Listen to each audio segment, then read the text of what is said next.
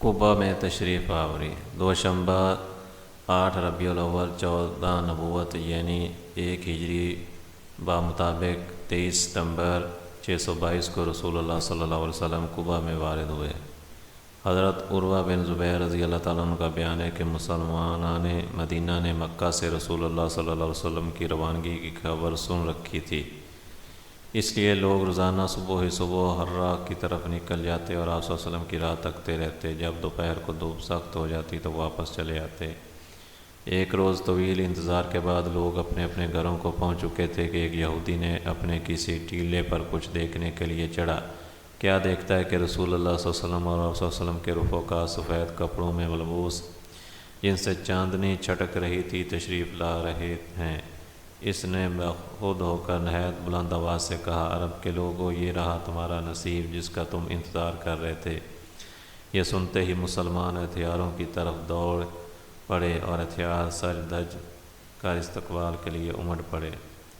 ابن قیم کہتے ہیں کہ اس کے ساتھ ہی میں بنی عمرو بن عوف ساکنان قباء میں شور بلند ہوا اور تکبیر سنی گئی۔ مسلمان آپ صلی اللہ علیہ وسلم کی آمد کی خوشی میں نعرہ تکبیر بلند کرتے ہوئے استقبال کے لیے نکل پڑے۔ پھر آپ صلی اللہ علیہ وسلم سے مل کر تحیہ نبوت پیش کیا اور گرد و پیش پروانوں کی طرح جمع ہو گئے۔ اس وقت آپ صلی اللہ علیہ وسلم پر سکینت چھائی ہوئی تھی اور یہ وحی نازل ہو رہی تھی۔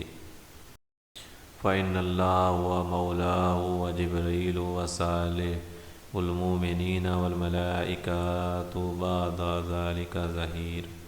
اللہ آپ کا مولا ہے اور جبرائیل علیہ السلام اور صالح مومنین بھی، اور اس کے بعد فرشتے آپ صلی اللہ علیہ وسلم کے مددگار ہیں۔ حضرت عروہ بن زبیر رضی اللہ تعالیٰ عنہ کا بیان ہے کہ لوگوں سے ملنے کے بعد آپ صلی اللہ علیہ وسلم ان کے ساتھ دہانی جانب مڑے اور بنی عمرو بن عوف میں تشریف لائے۔ یہ دوشنبہ کا دن اور ربیع الاول کا مہینہ تھا۔ ابو بکر رضی اللہ تعالیٰ عنہ آنے والوں کے استقبال کے لیے کھڑے تھے اور رسول اللہ صلی اللہ علیہ وسلم چپ چاپ بیٹھے تھے۔ انصار کے جو لوگ آتے جنہوں نے رسول اللہ صلی اللہ علیہ وسلم کو دیکھا نہ تھا، وہ سید ابو بکر رضی اللہ تعالیٰ عنہ کو سلام کرتے، یہاں تک کہ رسول اللہ صلی اللہ علیہ وسلم پر دھوپ آ گئی اور ابو بکر رضی اللہ تعالیٰ عنہ نے چادر تان کر آپ صلی اللہ علیہ وسلم پر سایہ کیا۔ تب لوگوں نے پہچانا کہ یہ رسول اللہ صلی اللہ علیہ وسلم ہیں۔ آپ صلی اللہ علیہ وسلم کے استقبال اور دیدار کے یہ سارا مدینہ امٹ پڑا تھا۔ یہ ایک تاریخی دن تھا جس کی نظیر سرزمین مدینہ نے کبھی نہ دیکھی تھی۔ یہود نے بھی نبی صلی اللہ علیہ وسلم کی اس بشارت کا مطلب دیکھ لیا تھا کہ اللہ جنوب سے ہے اور جو قدوس ہے کہ کوہ فاران سے آیا۔ رسول اللہ صلی اللہ علیہ وسلم نے قبا میں کلثوم بن حدم اور کہا جاتا ہے کہ سعد بن قسیمہ کے مکان میں قیام فرمایا۔ پہلا قول زیادہ قوی ہے۔ ادھر حضرت علی بن طالب رضی اللہ تعالیٰ عنہ نے مکہ میں 3 روز ٹھہر کر اور لوگوں کی جو امانتیں رسول اللہ صلی اللہ علیہ وسلم کے پاس تھیں انہیں ادا کر کے پیدل ہی مدینہ کا رخ کیا اور قبا میں رسول اللہ صلی اللہ علیہ وسلم سے ملے اور کلثوم بن حدام کے یہاں قیام فرمایا۔ رسول اللہ صلی اللہ علیہ وسلم نے قبا میں کل 4 دن دوشنبہ، منگل، بدھ اور جمعرات یا 10 سے زیادہ دن یا 5 اور روانگی کے علاوہ 24 دن قیام فرمایا۔ اسی دوران مسجد قبا کی بنیاد رکھی اور اس میں نماز بھی پڑھی۔ یہ آپ صلی اللہ علیہ وسلم کی نبوت کے بعد پہلی مسجد ہے جس کی بنیاد تقویٰ پر رکھی گئی۔ 5ویں دن یا 12ویں دن یا 26ویں دن جمعے کو آپ صلی اللہ علیہ وسلم حکم الہی کے مطابق سوار ہوئے۔ ابو بکر رضی اللہ تعالیٰ عنہ آپ کے ردیف تھے۔ آپ نے بنو نجار کو آپ صلی اللہ علیہ وسلم کے ماموں کا قبیلہ تھا اطلاع بھیج دی تھی، چنانچہ وہ تلواریں حمائل کیے حاضر تھے۔ آپ صلی اللہ علیہ وسلم نے ان کی میت میں مدینہ کا رخ کیا۔ بنو سالم بن عوف کی آبادی میں پہنچے تو جمعہ کا وقت آ گیا۔ آپ صلی اللہ علیہ وسلم نے بطن وادی میں اس مقام پر جمعہ پڑھا جہاں اب مسجد ہے۔ کل 100 آدمی تھے۔ مدینہ میں داخلہ۔ جمعے کے بعد نبی صلی اللہ علیہ وسلم مدینہ تشریف لے گئے اور اسی دن سے اس شہر کا نام یثرب کے بجائے مدینہ الرسول، شہر رسول صلی اللہ علیہ وسلم پڑ گیا، جسے مختصراً مدینہ کہا جاتا ہے۔ یہ نہایت تابناک تاریخی دن تھا۔ گلی کوچے تقدیس و تمہید کے کلمات سے گونج رہے تھے اور انصار کی بچیاں خوشی و مسرت سے ان اشعار کے نغمے بکھیر رہی تھیں۔ ان پہاڑوں سے جو ہیں سوئے جنوب 14ویں کا چاند ہے ہم پر چڑھا۔ انصار اگرچہ بڑے دولت مند نہ تھے، لیکن ہر ایک کی یہی آرزو تھی کہ رسول اللہ صلی اللہ علیہ وسلم اس کے یہاں کیا فرمائیں۔ چنانچہ آپ صلی اللہ علیہ وسلم انصار کے جس مکان یا محلے سے گزرتے، وہاں کے لوگ آپ صلی اللہ علیہ وسلم کی اونٹنی کی نکیل پکڑ لیتے اور عرض کرتے کہ تعداد و سامان اور ہتھیار و حفاظت فرش راہ ہیں، تشریف لائیے، مگر آپ صلی اللہ علیہ وسلم فرماتے کہ اونٹنی کی راہ چھوڑ دو، یہ اللہ کی طرف سے مأمور ہے۔ چنانچہ اونٹنی مسلسل چلتی رہی اور اس مقام پر پہنچ کر بیٹھی جہاں آج مسجد نبوی ہے، لیکن آپ صلی اللہ علیہ وسلم نیچے نہیں اترے، یہاں تک کہ وہ اٹھ کر تھوڑی دور گئی، پھر مڑ کر دیکھنے کے بعد پلٹ آئی اور اپنی پہلی جگہ بیٹھ گئی۔ اس کے بعد آپ صلی اللہ علیہ وسلم نیچے تشریف لائے۔ یہ آپ صلی اللہ علیہ وسلم کے ننہال والوں یعنی بنو نجار کا محلہ تھا، اور یہ اونٹنی کے لیے محض توفیق الہی تھی، کیونکہ آپ صلی اللہ علیہ وسلم ننہال میں کیا فرما کر ان کی عزت افزائی کرنا چاہتے تھے۔ اب بنو نجار کے لوگوں نے اپنے اپنے گھر لے جانے کے لیے رسول اللہ صلی اللہ علیہ وسلم سے عرض معروض شروع کی، لیکن ابو ایوب انصاری رضی اللہ تعالیٰ عنہ نے لپک کر کجاوا اٹھا لیا اور اپنے گھر لے کر چلے گئے۔ اس پر رسول اللہ صلی اللہ علیہ وسلم فرمانے لگے، آدمی اپنے کجاوے کے ساتھ ہے۔ ادھر حضرت اسد بن زرارہ رضی اللہ تعالیٰ عنہ نے آ کر اونٹنی کی نکیل پکڑ لی، چنانچہ یہ اونٹنی انہی کے پاس رہی۔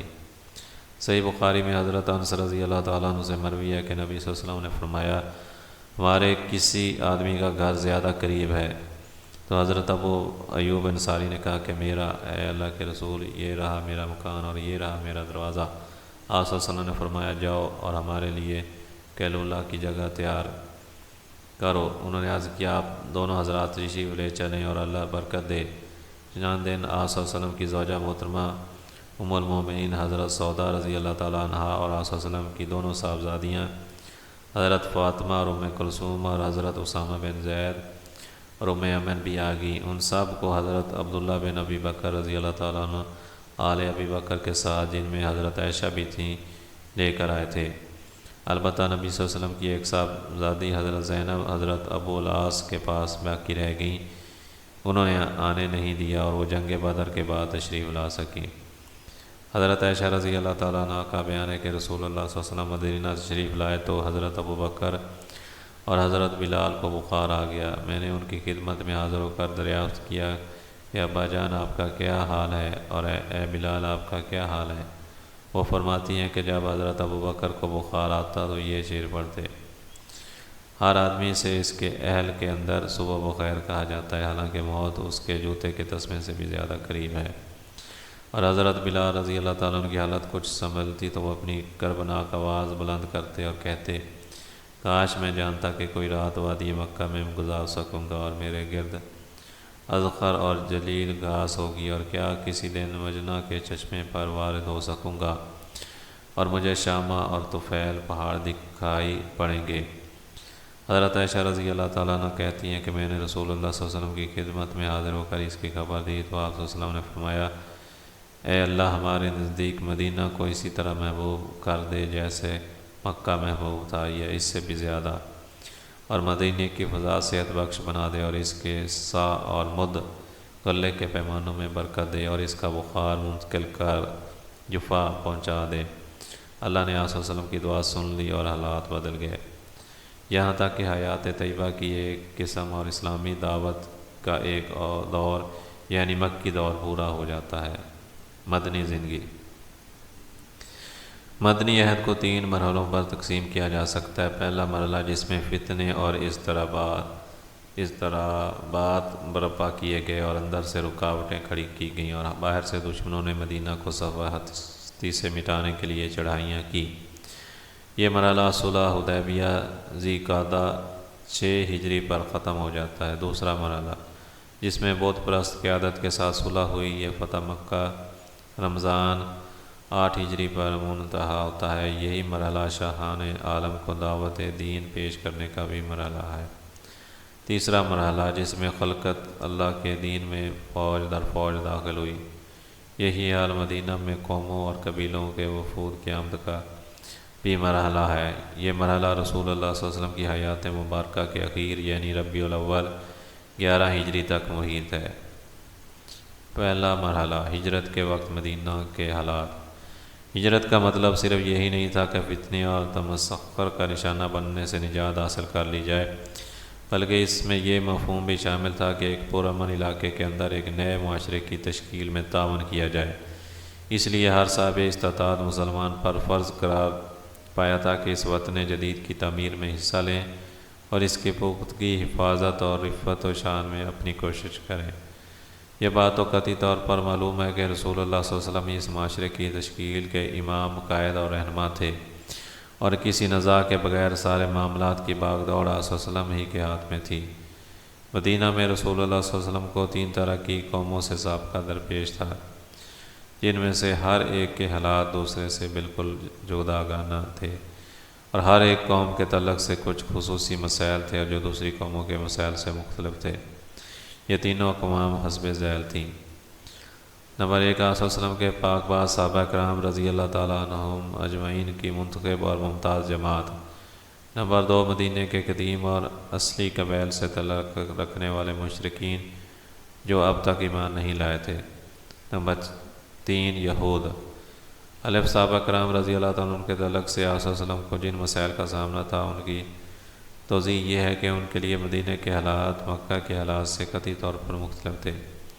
مکہ میں اگرچہ ان کو کلمہ ایک تھا اور ان کے مقاصد بھی ایک تھے، مگر وہ خود مختلف گھرانوں میں بکھرے تھے اور وہ مجبور و مقہور اور ذلیل و کمزور تھے۔ ان کے ہاتھ کسی طرح کا کوئی اختیار نہ تھا، سارے اختیارات دشمنان دین کے ہاتھ میں تھے، اور دنیا کا کوئی بھی انسانی معاشرہ جن اجزاء اور لوازمات سے قائم ہوتا ہے، مکہ کے مسلمانوں کے پاس وہ اجزاء سرے سے تھے ہی نہیں، ان کی بنیاد پر کسی نئے اسلامی معاشرے کی تشکیل کر سکیں۔ اس لیے ہم دیکھتے ہیں کہ مکی صورتوں میں صرف اسلامی مبادیات کی تفصیل بیان کی گئی ہے، اور صرف ایسے احکامات نازل کیے گئے ہیں جن پر ہر آدمی تنہا عمل کر سکتا ہے۔ اس کے علاوہ نیکی، بھلائی اور مکارم اخلاق کی ترغیب دی گئی ہے، اور رذیل و ذلیل کاموں سے بچنے کی تاکید کی گئی ہے۔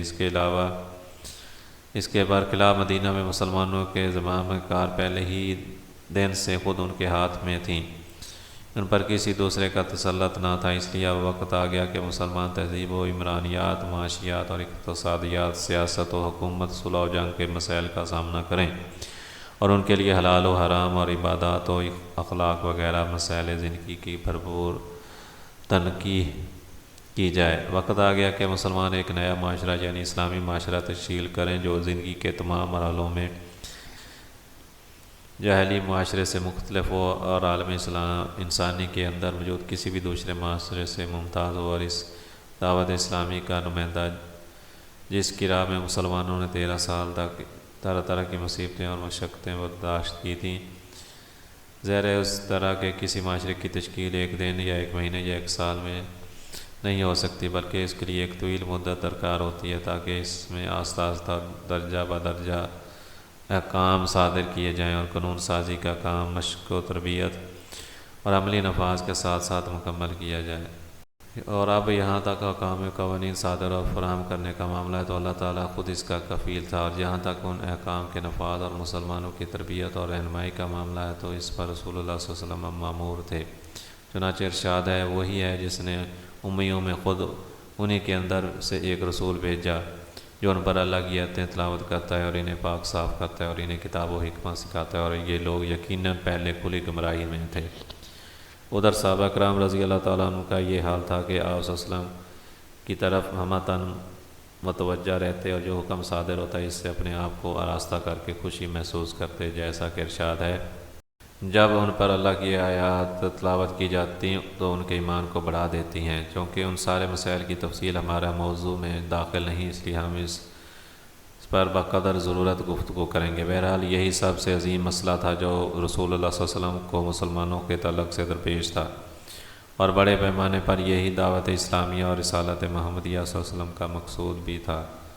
لیکن یہ کوئی ہنگامی مسئلہ نہ تھا بلکہ مستقل اور دائمی تھا۔ البتہ اس کے علاوہ کچھ دوسرے مسائل بھی تھے جو فوری توجہ کے طالب تھے، جن کی مختصر کیفیت یہ ہے۔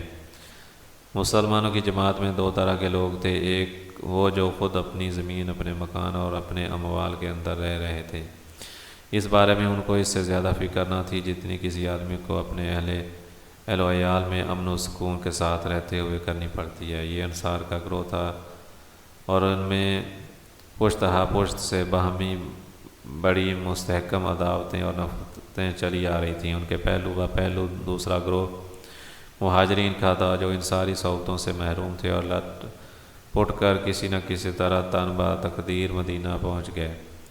ان کے پاس نہ تو رہنے کے لیے کوئی ٹھکانہ تھا، نہ پیٹ پالنے کے لیے کوئی قوام، اور نہ سرے سے کسی قسم کا کوئی مال جس پر ان کی معیشت کا ڈھانچہ کھڑا ہو سکے۔ پھر ان پناہ گزین مہاجرین کی تعداد کوئی معمولی بھی نہ تھی اور ان میں دن اضافہ ہو رہا تھا، کیونکہ اعلان کر دیا گیا تھا کہ جو کوئی اللہ اور اس کے رسول پر ایمان رکھتا ہے وہ ہجرت کر کے مدینہ آ جائے۔ اور معلوم ہے کہ مدینہ میں نہ کوئی بڑی دولت تھی اور نہ آمدنی کے ذرائع و وسائل۔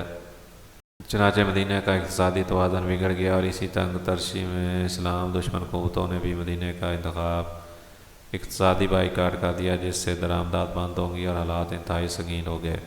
دوسری قوم یعنی مدینہ کے اصل مشرک باشندوں کا حال یہ تھا کہ انہیں مسلمان پر کوئی بالادستی حاصل نہ تھی۔ کچھ مشرکین شک و شبے میں مبتلا تھے اور اپنے بائی دین کو چھوڑنے میں تردد محسوس کر رہے تھے، لیکن اسلام اور مسلمانوں کے خلاف اپنے دل میں کوئی عداوت اور دوگات نہیں رکھ سکتے تھے۔ اس طرح کے لوگ تھوڑے ہی عرصے بعد مسلمان ہو گئے، خالص اور پکے مسلمان ہوئے۔ اس کے برخلاف کچھ مشرکین ایسے بھی تھے جو اپنے سینے میں رسول اللہ صلی اللہ علیہ وسلم اور مسلمانوں کے خلاف سخت کینہ عداوت چھپائے ہوئے تھے، لیکن انہیں مد مقابلہ آنے کی جرأت نہ تھی، بلکہ حالات کے پیش نظر آپ صلی اللہ علیہ وسلم سے محبت اور خلوص کے اظہار پر مجبور ہو جاتے۔ ان میں سرفہرست عبداللہ بن ابی بن سلول تھا۔ یہ وہ شخص تھا جس کو جنگ وعاص کے بعد اپنا سربراہ بنانے پر اویس و خرج نے اتفاق کر لیا تھا، حالانکہ اس سے قبل دونوں فریق کسی کی سربراہی پر منتفق نہیں ہوئے تھے، لیکن اب اس کے یہ مونگوں کا تاج تیار کیا جا رہا تھا تاکہ اس کے سر پر تاج شاہی رکھ کر اس کی باقاعدہ بادشاہت کا اعلان کر دیا جائے۔ چنانچہ یہی شخص مدینہ کا بادشاہ ہونے ہی والا تھا کہ اچانک رسول اللہ صلی اللہ علیہ وسلم کی آمد ہو گئی اور لوگوں کا رخ اس کے بجائے آپ صلی اللہ علیہ وسلم کی طرف ہو گیا، اور اس لیے اسے احساس تھا کہ آپ صلی اللہ علیہ وسلم ہی نے اس کی بادشاہت چھینی، لہٰذا وہ اپنے نہا خانہ دل میں آپ صلی اللہ علیہ وسلم کے خلاف سخت عداوت چھپائے ہوئے تھا۔ اس کے باوجود جب اس نے جنگ بدر کے بعد دیکھا کہ حالات اس کے موافق نہیں ہیں اور وہ شرک پر قائم رہ کر اب دنیاوی فیض سے بھی محروم ہوا چاہتا ہے، تو اس نے بظاہر قبول اسلام کا اعلان کر دیا، لیکن وہ اب بھی در پردہ کافر ہی تھا۔ اس لیے جب بھی اسے رسول اللہ صلی اللہ علیہ وسلم اور مسلمانوں کے خلاف کسی شرارت کا موقع ملتا وہ ہرگز نہ چوکتا۔ اس کے ساتھی عموماً رؤساء تھے جو اس کی بادشاہت کے زیر سایہ بڑے بڑے مناصب کے حصول کی توقع باندھے بیٹھے تھے، مگر اب انہیں اس سے محروم ہو جانا پڑ رہا تھا۔ یہ لوگ اس شخص کے شریک کار تھے اور اس کے منصوبوں کی تکمیل میں اس کی مدد کرتے تھے، اور اس مقصد کے لیے بعض اوقات نوجوانوں اور سادہ لوگ مسلمانوں کو بھی اپنی چابک دستی سے اپنا اعلیٰ کار بنا لیتے تھے۔ تیسری قوم یہود تھی۔ جیسا کہ گزر چکا کہ یہ لوگ اشوری اور رومی ظلم و جبر سے بھاگ کر حجاز میں پناہ گزین ہو گئے تھے۔ یہ در حقیقت عبرانی تھے، لیکن حجاز میں پناہ گزین ہونے کے بعد ان کی وضاقتہ زبان اور تہذیب وغیرہ بالکل عربی رنگ میں رنگ گئی تھی، یہاں تک کہ ان کے قبیلوں اور افراد کے نام بھی عربی ہو گئے تھے، اور ان کے اور عربوں کے آپس میں شادی بیاہ کے رشتے بھی قائم ہو گئے تھے۔ لیکن ان سب کے باوجود ان کی نسلی عصبیت برقرار تھی، اور وہ عربوں میں مدغم نہ ہونے تھے بلکہ اپنی اسرائیلی یہودی قومیت پر فخر کرتے تھے اور عربوں کو انتہائی حقیر سمجھتے تھے، حتیٰ کہ انہیں امی کہتے، جس کا مطلب ان کے نزدیک یہ تھا بدو، وحشی، رذیل، پسماندہ اور اچھوت۔ ان کا عقیدہ تھا کہ عرب کا مال ان کے لیے مباح ہے، جیسے چاہیں کھائیں۔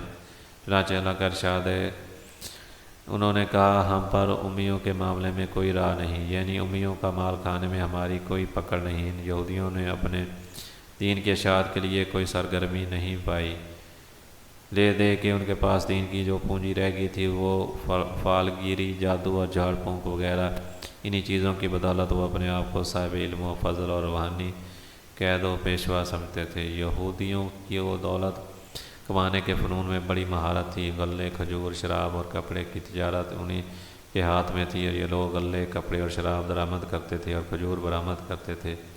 اس کے علاوہ بھی ان کے مختلف کام تھے جن میں وہ سرگرم رہتے تھے اور اپنے اموال تجارت میں اربوں سے 2 گنا 3 گنا منافع لیتے ہوتے تھے، اور اسی پر بس نہ کرتے تھے بلکہ وہ سود خور بھی تھے۔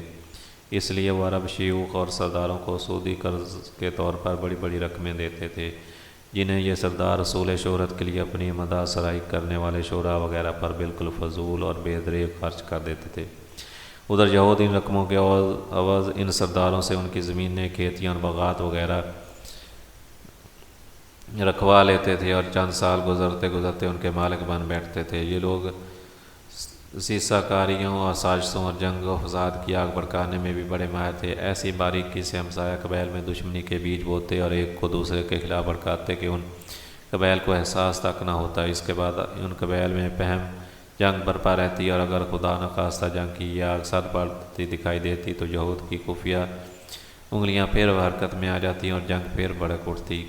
کمال یہ تھا کہ یہ لوگ قبائل کو لڑا بڑھا کر چپ چاپ کنارے بیٹھے رہتے اور عربوں کی تباہی کا تماشا دیکھتے تھے، البتہ بھاری کم سودی قرضے دیتے رہتے تاکہ سرمایہ کی کمی کے سبب لڑائی بند نہ ہونے پائے۔ اس طرح وہ دوہرا نفع کماتے رہتے، ایک طرف اپنے یہودی جمعیت کو محفوظ رکھتے اور دوسری طرف سود کا بازار ٹھنڈا نہ ہو پڑنے دیتے، بلکہ سود در سود کے ذریعے بڑی بڑی دولت کماتے۔ یثرب میں ان کے یہود کے 3 مشہور قبیلے تھے۔ بنو قینقاع یہ خزرج کے حلیف تھے اور ان کی وادی مدینے کے اندر ہی تھی۔ بنو نذیر، بنو قریظہ یہ دونوں قبیلے اوس کے حلیف تھے اور ان دونوں کی وادی مدینے کے اطراف میں تھی۔ ایک مدت سے یہی قبائل اوس و خزرج کے درمیان جنگ کے شعلے بھڑکا رہے تھے اور جنگ بواس میں اپنے اپنے حلیفوں کے ساتھ خود بھی شریک ہوتے تھے۔ فطری بات یہ ہے کہ ان یہود نے اس کے سوا کوئی اور توقع نہیں کی جا سکتی تھی۔ یہ اسلام کے بغض و عداوت کی نظر سے دیکھیں، کیونکہ پیغمبران ان کی نسل سے نہ تھے۔ ان کی نسلی عصبیت کو جو ان کی نفسیات اور ذہنیت کا جزء لامعنق بنی تھی سکون ملتا۔ پھر اسلام کی دعوت ایک سال دعوت تھی جو ٹوٹے ہوئے دلوں کو جوڑتی تھی، بغض و عداوت کی آگ بجھاتی تھی اور تمام معاملات میں ایمانت داری برتنے اور پاکیزہ اور حلال مال کھانے کی پابند بناتی تھی۔ اس کا مطلب یہ تھا کہ اب یثرب کے قبائل آپس میں جڑ جائیں گے اور ایسی صورت میں لازماً وہ یہود کے پنجوں سے آزاد ہو جائیں گے، لہذا ان کی تاجرانہ سرگرمیاں ماند پڑ جائیں گی اور اس سودی دولت سے محروم ہو جائیں گے جس پر ان کی مالداری کی چکی گردش کر رہی تھی۔ بلکہ یہ بھی اندیشہ ہے کہ کہیں یہ قبائل بیدار ہو کر اپنے حساب سے سودی اموال میں داخلہ نہ کر لیں، یعنی جنہیں یہود نے ان سے بلاوز حاصل کی تھی، اور اس طرح وہ ان زمینوں اور باغات کو واپس نہ لے لیں جنہیں سود کے زمن میں یہودیوں نے تھیایا تھا۔ جب یہود کو معلوم ہوا تھا کہ اسلامی دعوت یثرب میں اپنی جگہ بنانا چاہتی ہے، تب ہی سے انہوں نے اپنی ساری باتوں کو اپنے حساب میں داخل کر رکھا تھا۔ اس لیے یثرب میں رسول اللہ صلی اللہ علیہ وسلم کی آمد کے وقت ہی یہود کو اسلام اور مسلمانوں سے سخت عداوت ہو گئی تھی، گرچہ وہ اس کے مظاہرے کی جسارت خاصی مدت بعد کر سکے۔ اس کیفیت کا بہت صاف پتہ ابن اسحاق کے بیان کیے ہوئے ایک واقعے سے لگتا ہے۔ ان کا ارشاد ہے کہ مجھے ام المومنین حضرت صفیہ بنت حیی بن اخطب رضی اللہ تعالیٰ عنہ سے یہ روایت ملی ہے کہ انہوں نے فرمایا، میں اپنے والد اور چچا ابو یاسر کی نگاہ میں اپنے والد کی سب سے چہتی اولاد تھی۔ میں چچا اور والد سے جب کبھی ان کی کسی بھی اولاد کے ساتھ ملتی تو وہ اس کے بجائے مجھے ہی اٹھاتے۔ جب رسول اللہ صلی اللہ علیہ وسلم تشریف لائے اور قبا میں بنو عمرو بن عوف کے یہاں نزول فرمایا تو میرے والد حیی بن اخطب اور میرے چچا ابو یاسر آپ صلی اللہ علیہ وسلم کی خدمت میں صبح تڑکے حاضر ہوئے اور غروب آفتاب کے وقت واپس آئے۔ بالکل تھکے ماندے گرتے پڑتے لڑکھڑاتی چال چلتے، میں نے حسب معمول چہہ کر ان کی طرف دوڑ لگائی، لیکن انہیں اس قدر غم تھا کہ باخدا دونوں میں سے کسی نے بھی میری طرف التفات نہ کیا، اور میں اپنے چچا کو سنا وہ میرے والد حیی بن اخطب سے کہہ رہے تھے، کیا یہ وہی ہے؟ انہوں نے کہا ہاں خدا کی قسم۔ چچا نے کہا آپ انہیں ٹھیک ٹھیک پہچان رہے ہیں؟ والد نے کہا ہاں۔ چچا نے کہا تو اب آپ کے دل میں ان کے متعلق کیا ارادے ہیں؟ والد نے کہا دعوت، خدا کی قسم جب تک زندہ رہوں گا۔ اسی کی شہادت صحیح بخاری کی اس روایت سے بھی ملتی ہے جس میں حضرت عبداللہ بن اسلام رضی اللہ تعالیٰ عنہ کی مسلمان ہونے کا واقعہ بیان کیا گیا ہے۔ موصوف ایک نہایت بلند پایا یہودی عالم تھے۔ آپ کو جب بنو نجار میں رسول اللہ صلی اللہ علیہ وسلم کی تشریف آوری کی خبر ملی تو وہ آپ صلی اللہ علیہ وسلم کی خدمت میں باوجود تمام حاضر ہوئے اور چند سوالات پیش کیے جنہیں صرف نبی ہی جانتا ہے۔ جب نبی صلی اللہ علیہ وسلم کی طرف سے ان کے جوابات سنے تو وہیں اسی وقت مسلمان ہو گئے۔ پھر آپ صلی اللہ علیہ وسلم سے کہا کہ یہود ایک بہتان باز قوم ہے، اگر انہیں اس سے قبل آپ صلی اللہ علیہ وسلم کی کچھ دریافتیں فرمائی، میرے اسلام لانے کا پتہ لگ گیا اور آپ کے بہتان تراشیاں لگیں، لہٰذا رسول اللہ صلی اللہ علیہ وسلم نے یہود کو بلا بھیجا۔ وہ آئے، ادھر عبداللہ بن اسلام غار کے اندر چھپ گئے تو رسول اللہ صلی اللہ علیہ وسلم نے دریافت فرمایا کہ عبداللہ بن اسلام تمہارے اندر کیسے آدمی ہیں؟ انہوں نے کہا ہمارے سب سے بڑے عالم ہیں، سب سے بڑے عالم کے بیٹے ہیں، ہمارے سب سے اچھے آدمی ہیں اور سب سے اچھے آدمی کے بیٹے ہیں۔ ایک روایت کے الفاظ یہ ہیں کہ ہمارے سردار ہیں اور ہمارے سردار کے بیٹے ہیں۔ ایک دوسری روایت کے الفاظ میں یہ ہے کہ ہمارے سب سے اچھے آدمی اور سب سے اچھے آدمی کے بیٹے ہیں، اور ہم میں سب سے افضل ہیں اور سب سے افضل آدمی کے بیٹے ہیں۔ رسول اللہ صلی اللہ علیہ وسلم فرمایا اچھا یہ بتاؤ اگر عبداللہ مسلمان ہو جائیں تو یہود نے 2 یا 3 بار کہا اللہ ان کو اس سے محفوظ رکھے۔ اس کے بعد حضرت عبداللہ بن اسلام رضی اللہ تعالیٰ عنہ برآمد ہوئے، فرمایا اشہد ان لا الہ الا اللہ وحدہ واشہد ان محمد الرسول اللہ، میں گواہی دیتا ہوں کہ اللہ کے سوا کوئی لائق عبادت نہیں، اور میں گواہی دیتا ہوں کہ محمد رسول اللہ صلی اللہ علیہ وسلم اللہ کے رسول ہیں۔ اتنا سننا تھا کہ یہود بول پڑے یہ ہمارا سب سے برا آدمی اور سب سے برے آدمی کا بیٹا ہے۔ اسی وقت ان کی برائیاں شروع کر دیں، اور ایک روایت میں کہ اس پر حضرت عبداللہ بن اسلام رضی اللہ تعالیٰ عنہ نے فرمایا اے جماعت یہود اللہ سے ڈرو، اس اللہ کی قسم جس کے سوا کوئی معبود نہیں، تم لوگ جانتے ہو کہ آپ صلی اللہ علیہ وسلم اللہ کے رسول ہیں اور آپ صلی اللہ علیہ وسلم حق لے کر تشریف لائیں، لیکن یہودیوں نے کہا کہ تم جھوٹ کہتے ہو۔ یہ پہلا تجربہ تھا جو رسول اللہ صلی اللہ علیہ وسلم کو یہود کے متعلق حاصل ہوا اور مدینہ میں داخلے کے پہلے ہی دن حاصل ہوا۔ یہاں تک جو کچھ ذکر کیا یہ مدینہ کے داخلی حالات سے متعلق تھا۔ بیرون مدینہ مسلمانوں کے سب سے کڑے دشمن قریش تھے۔